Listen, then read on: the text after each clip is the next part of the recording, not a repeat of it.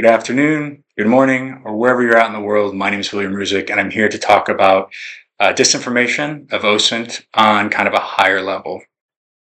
You're going to run into this anywhere in your career, whether you're a beginner or if you're an advanced learner in OSINT. That disinformation is an industry that plagues researchers and OSINT. And so, like I said, I'm here to talk to you about things to look out for, how to mitigate, and just kind of how to set yourself up not for failure, to succeed. And when you're providing these reports, how to understand the information that you're collecting and how to kind of seek out maybe the false narrative that's being pumped out of here. So before we get into any of this, I'll just introduce myself again. Like I said, my name is William Ruzich. I run a company called the Arikari Project. We are a collection of individuals from the IC world. Not only the US, we have some other people from different governments. And basically, we have micronation governments reach out to us. We have businesses reach out to us. We have clients that reach out to us, all seeking different forms of advisory work that has intelligence, that different tradecrafts of intelligence that pours into this.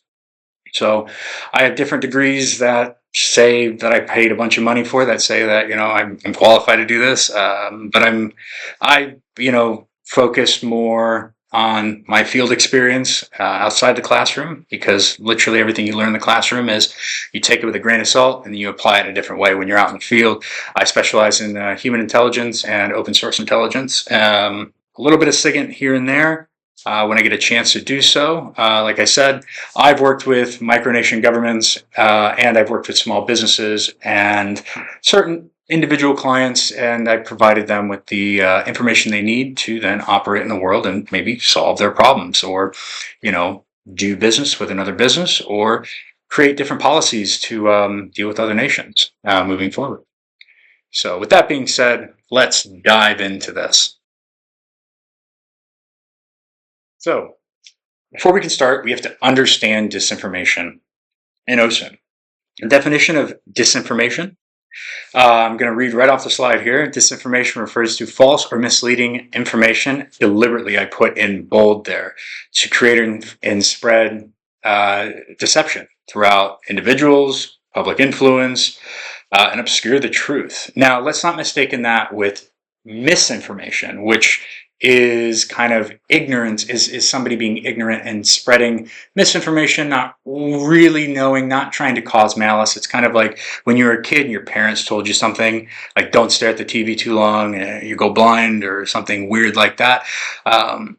There's no malice behind it, but disinformation is out there. It's like I said, it's a big industry that governments, different businesses, or individuals will pump out to either make themselves look good, or on the flip side, to make somebody else look bad. We'll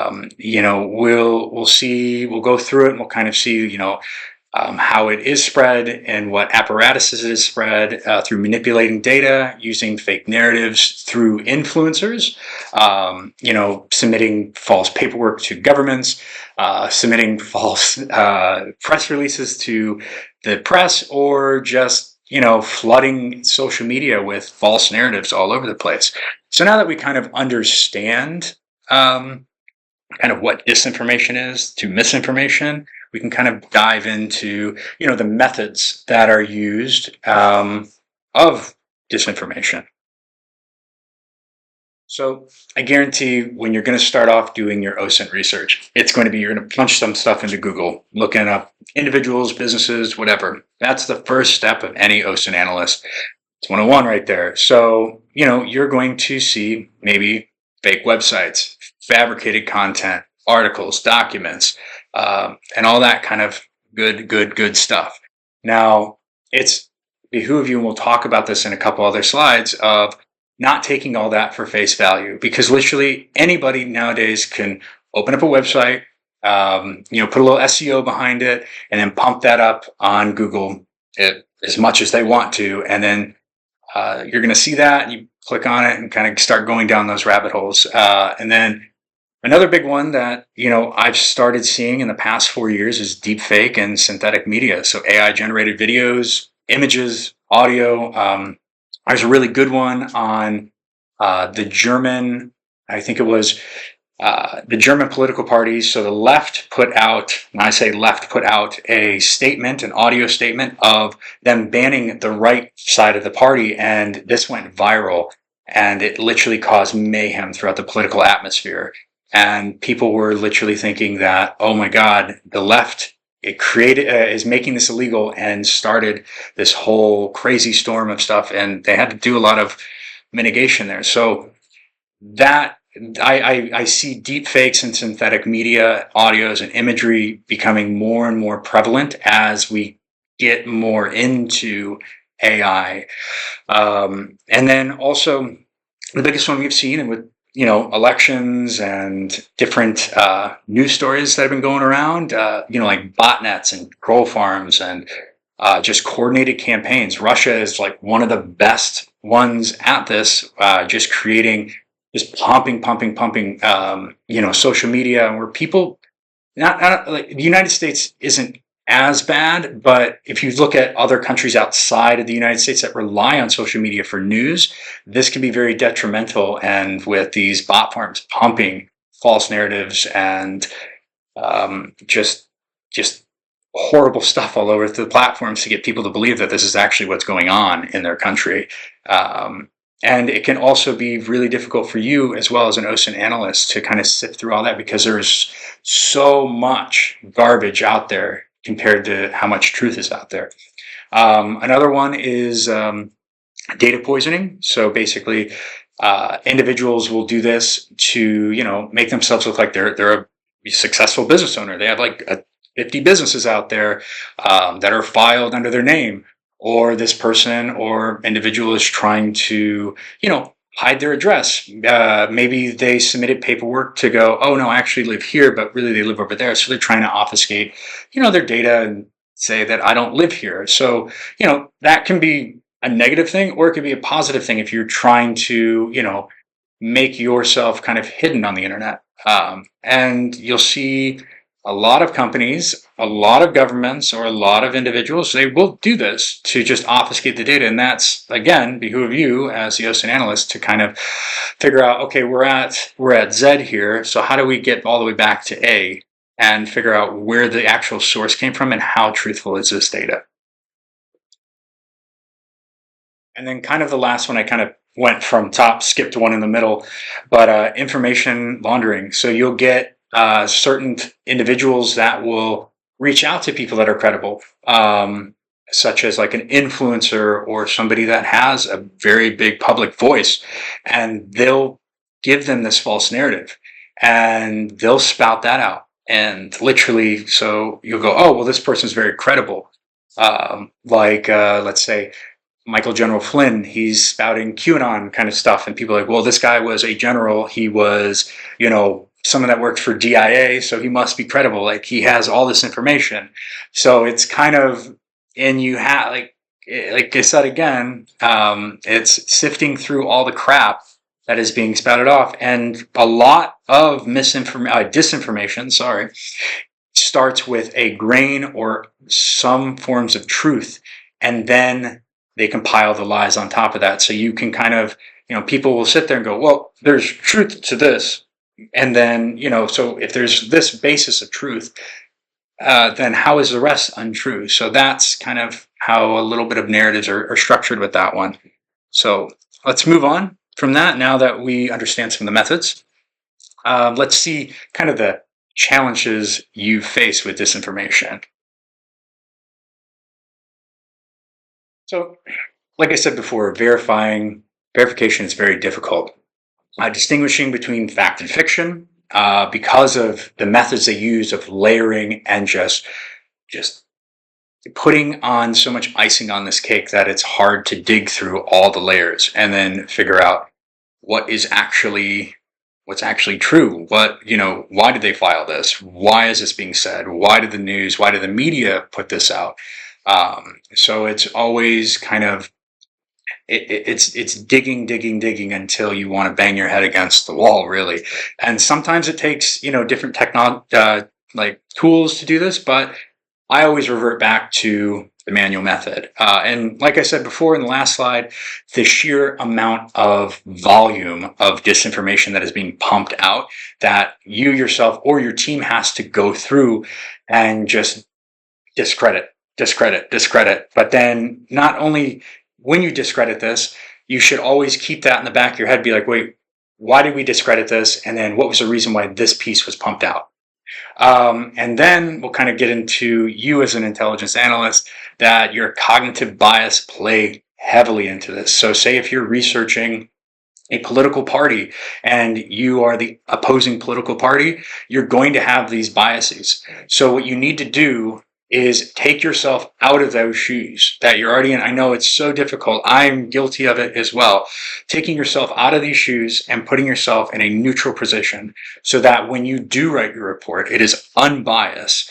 It has only facts and nothing but the facts. And when you present that, you are speaking truth to power to this individual. I don't know if any of you worked with leaders, narcissistic bosses, or just a client that has their own narrative spun in their head about this. You will find it is so difficult bringing some of this and speaking truth to power to them.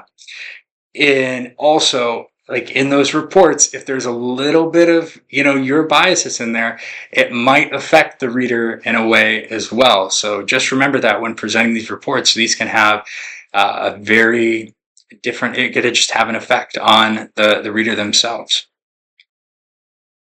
And last, on the challenges is, identifying the true source behind the disinformation campaign.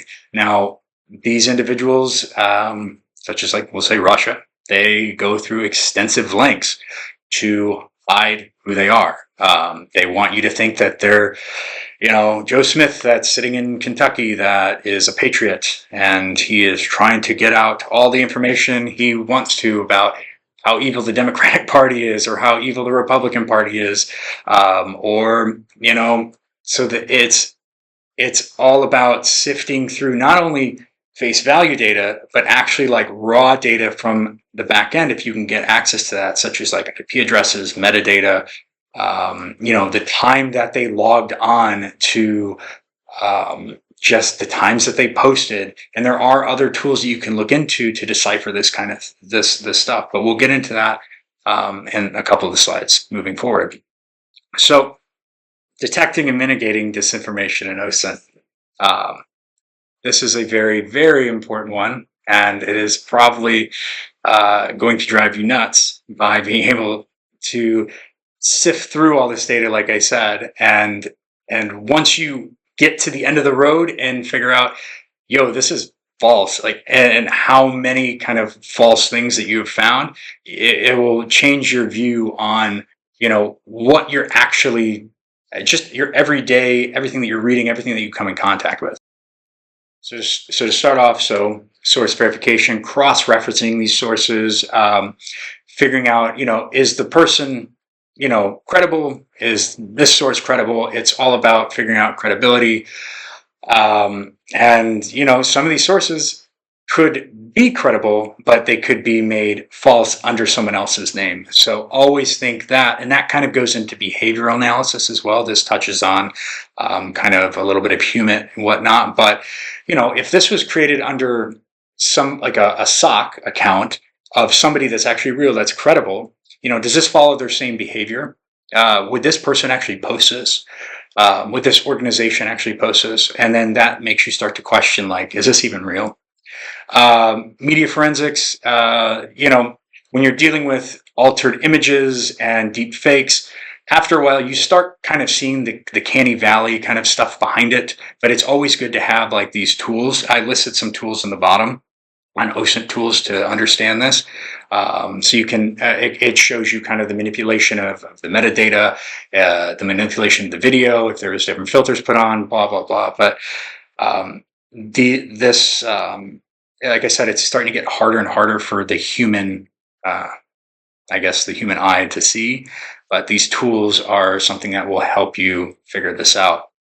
And then, network mapping, it's tracing the origin of the narrative. So I'm trying to think of one where it was literally, you know, we could use, Pizzagate for an example. Ridiculous claim. Then finding out the actual source of that was, some random account that was registered in, I think, Russia or something like that. I'm just speaking off the top of my head, so don't quote me on this if that's not actually where it came from. But it's mapping out where actually the narrative started. Like I said in the beginning, like on the other slide, going from Z to A and actually figuring out where this narrative started and possibly why it started. Now, we'll kind of get out of this. I don't want to spend too much time on this, but like I said, at the end of this, if you guys have more questions about, detecting and mitigating, I have so much stuff I could download on you guys. I could talk for hours about it. So now here's some real world case studies. The Ukrainian conflict. I'm sure we've all seen different, actually, like mainstream media to, X post about, different war crimes and operations that have been happening over there. And, it plays on both sides of the aisle here. Like Sensu said, war is deception. So I'm sure the Ukrainians, I'm sure the United States and Russia have been pumping out different narratives to confuse each other on what's going on. We all seen the COVID-19 kind of spread of disinformation, election interference through foreign governments, kind of like pumping out false narratives about, let's say, Donald Trump or Bolsonaro or Mark Rutte from the Netherlands. It's nobody's off the table when it comes to this kind of interference. But my favorite is it was kind of the USSR spread of AIDS back in the 1970s before internet was actually a thing. So basically what they did was they put a news article in the Indian Times, I believe, and they just let it circulate. And then in the early 80s, it's kind of surfaced on how the U.S. government, or I think it was the CIA, purposely infected people with AIDS to curb, I guess, the African American community. And it just goes to show you that a newspaper circulated in India made such a big stir in the United States back in the early 80s. Now, think about it now, how easy it is to create some kind of false narrative like that, given that everyone has access to almost everyone has access to the internet. And if you could just reach out to some influencer on Instagram or some TikTok or something, just get 15 seconds of view time and you could create a revolution. So let's move on a little bit. Let's talk about the best practices for a professional. So it's always good, like I said, get rid of these biases. Have a very skeptic mindset. I cannot harp this enough. Question everything you have that you come into contact with. Why is it saying this? How did they come to this conclusion? Is this reporter crazy? I mean, just everything you read. And like I said, try to figure out the actual source of it, because like I've said before, the internet, everyone has access to it. Everyone has an opinion. Everyone thinks their truth is right, or everyone's just trying to manipulate something to get something for themselves. And it's, you just need to do this. Like, don't be like your parents where they believe everything on the internet, or they used to tell us, don't believe anything on the internet. And now they're the ones out believing stuff and getting scammed. And so the next thing that actually I see a lot of OSINT analysts do is they do not document and archive evidence they have, even if it's false, even if it's a false narrative. You got to document everything you find. I always go across their computers and see plethora of tabs open, and and then they'll write the report, and there'll be no kind of source or anything that be like, this report's great, but how can I get from what you said back? Like, I need, as a reader, you need to walk me through it like I'm a 5-year-old that doesn't understand anything that you are telling me, because I need to see the sources. And and if you do that, and say if I, as like a supervisor or another OSINT analyst, go through and go, hey man, there's something you missed here, and then so we can follow that kind of that evidence. Also, collaborating and sharing insight with other networks inside of the OSINT community. So I'm a part of OSINT community in the UK. It's a conglomerate of individuals that are, in law enforcement to, just private business that like to share ideas through here. And I understand that some of the research that you guys are doing is sensitive, but it's always having, asking opinions from other colleagues, and maybe they heard something else about it, or maybe they have a different opinion. So it's always good not just to have one pair of eyes, but have, a couple other ones, and always, staying up to date on, disinformation tactics that have been going on. Like I said before, it's a big industry, and there's always just pumping out stuff. Like I said, whether to make themselves look good, smear someone's name, or just to cause chaos, just to watch the world burn. Now, like I said, this was a very, very high overview of what disinformation in OSINT is. Now, we need more than 20 minutes to talk about this. So like I said, if you have any questions, if you want to talk more about this, or if you're looking for a class, your company's looking for a class about this or anything, please reach out to us through our website at arikariproject.io, or reach out to us on our LinkedIn page. I'd be more than happy, or somebody on my team would be more than happy to sit there and talk to your team about from what disinformation is, how to mitigate it, how to go about it, how to research it, just anything. So I'm glad that we had this time to talk about all this, and I look forward to hearing from any one of you. And you guys all have a great rest of the day.